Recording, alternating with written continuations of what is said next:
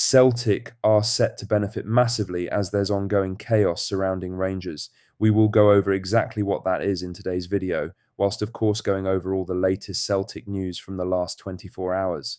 But first, make sure you like this video and subscribe to the channel for more Celtic content.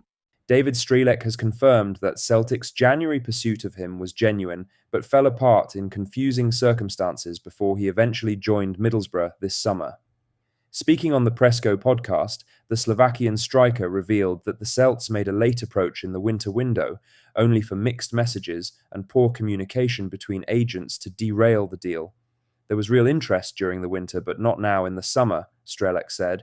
It was written about in the media, which the local press picked up. The Scots came at the last minute in the winter, but they complicated it themselves. Their agent came, but mine didn't know about it. The whole thing got tangled. Those words suggest Celtic's approach came too late and lacked coordination, a familiar theme that has proven costly across several recent transfer windows. At the time, Brendan Rodgers was seeking attacking reinforcements following the sale of Kyogo Furuhashi.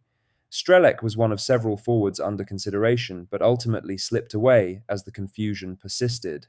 While Celtic went on to secure another league title, the January window remains a sore point for supporters who felt reinforcements never arrived. Strelec's account only reinforces the perception of disorganisation in the club's recruitment process. Now 24 and plying his trade at Middlesbrough, the Slovak forward is attempting to rebuild his career in England. Meanwhile, Celtic repeated the same mistake this summer, selling Adam Eder to Swansea, missing out on Kasper Dolberg, and having to scramble for Kelechi Iheanacho to terminate his Sevilla contract to complete a deal after the deadline. Now for the main story, as Rangers' latest managerial search might end up doing Celtic a favour before the year is out. After Russell Martin's exit at the weekend, Ibrox Chiefs are once again looking for answers. Hearts boss Derek McInnes has quickly emerged as one of the frontrunners, and that could have major implications for Celtic's season.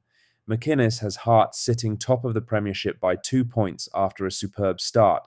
His side have been organised, composed and consistent. Everything Brendan Rodgers is still fine-tuning at Celtic Park. But now, with Rangers reportedly circling, the focus in Gorgie could easily begin to shift. The former Aberdeen and Killie boss knows what it's like to be linked with Rangers. He famously turned them down years ago, but this time could be different. McInnes has rebuilt his stock at Kilmarnock and now at Hearts, where he's led them to an unexpected early title challenge.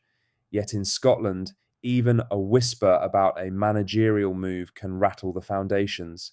Hearts players will be asked about it daily, journalists will flood every press conference, and supporters will start to wonder where loyalties lie.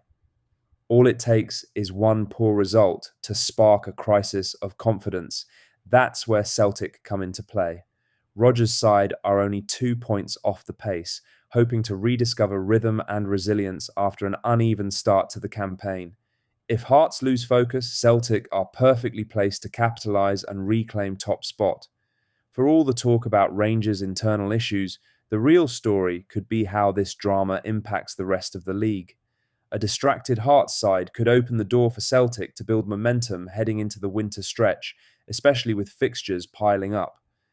Rodgers will know opportunities like this are rare in a tight title race, with Celtic Park bouncing after the dramatic win against Motherwell and belief starting to grow again. Any slip from the current leaders could prove decisive come spring. There's a certain irony in it all. As Rangers scramble to find solutions to their problems, they may well end up giving their greatest rivals an unexpected helping hand. The Celts go head-to-head with Hearts at Tynecastle on the 26th of October, where both clubs will get a clearer idea of where Scottish football is heading into the new year. In other news, Michael Stewart has delivered a stark warning about Celtic's current state, arguing that both on and off the pitch, something isn't right at Celtic Park. Despite Celtic sitting just 2 points off the top of the Premiership and 9 clear of a struggling Rangers, Stewart believes the atmosphere around the club has turned uneasy. The former midfielder didn't sugarcoat his assessment, insisting the issues trace back to the summer transfer window. When you're in a changing room and you know you need strengthened and you've got your bigger players moving on and not replaced, that creates negativity, Stewart said this week. His comments echo what many Celtic fans have been saying for months. The Celts entered this campaign without properly replacing key departures, and several new arrivals have failed to make an early impact. That lack of decisive recruitment has left Brendan Rodgers with a thinner, less confident squad than last season. Stewart also highlighted individual struggles. He pointed to Kasper Schmeichel looking a year older, Alistair Johnston's injury absence, and Kieran Tierney still searching for rhythm after his return. In midfield, Callum McGregor has been overworked, and Reo Hatate appears off the boil. It's a list that mirrors the wider frustration among supporters. Perhaps most worrying for Stewart is what he describes as the civil war between Brendan Rodgers and the Celtic board. The pundit suggested that the public back and forth statements between the manager and the hierarchy have hurt team spirit, clearly referring to when the manager was briefed against by a senior Celtic source last month. These things have clearly had an impact on the atmosphere and synergy, he warned. It's not there off the park, and it's impacted on the park. That sense of disconnect has become impossible to ignore. Celtic's performances have lacked fluidity and confidence, especially in big moments, and Rodgers himself has looked increasingly frustrated in recent weeks. The upcoming run of fixtures after the international break could prove defining. With a semi-final against Rangers, crucial European games, and domestic pressure mounting, Celtic need unity now more than ever. The support will expect a reaction, and there's no better place to spark it than under the lights at Celtic Park.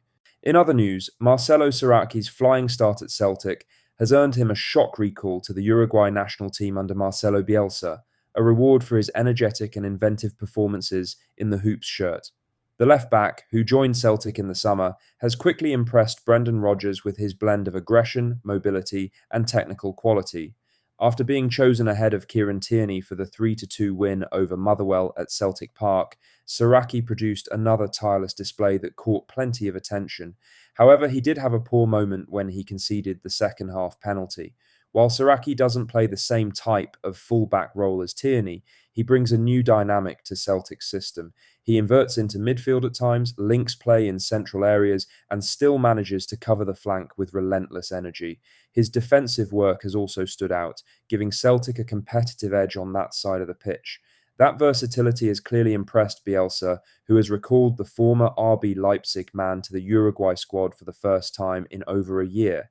It's a sign that Saraki's form in Glasgow is not just being noticed by the Celtic support, but by international coaches as well. Uruguay face friendlies in Malaysia against the Dominican Republic and Uzbekistan, offering Saraki another stage to prove his revival is complete. Whether he features or simply trains under Bielsa, this recall marks a major personal milestone. For Celtic, it also validates one of the club's more successful summer signings. Amid criticism of the recruitment process, Saraki's emergence shows there was some genuine quality found in the market. The only frustration for supporters is that the deal is a loan, with Celtic unable to secure an option to buy despite pushing for one during negotiations. Still, his rise offers a reminder of how quickly fortunes can change at Paradise. What do you think of what we discussed in today's video? Let us know down in the comments section below. Make sure you've liked this video and subscribe to the channel for more Celtic content. Thank you, take care, goodbye.